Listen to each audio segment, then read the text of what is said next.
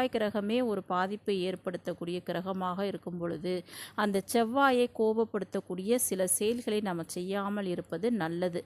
அது என்னென்ன செயல் அப்படின்றத பார்க்கலாம்.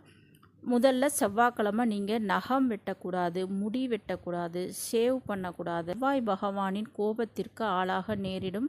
செவ்வாய் பகவான் கோபப்பட்டால் என்ன நடக்கும்? நிறைய கடன் பிரச்சனை வரும், பண பிரச்சனை வரும், உடல் நல கோளாறு வரும், மனதில் அமைதி இருக்காது. இந்த செவ்வாய் பகவானை இரத்தக்காரகன் அப்படின்ற மாதிரியும் அழைப்பார்கள். இரத்தத்தில் இருந்து தான் நம்மளுக்கு ஒவ்வொரு அணுவும் நம்ம உடம்புல செயல்படுது. முடி வளருவது, அந்த நகம் வளருவது.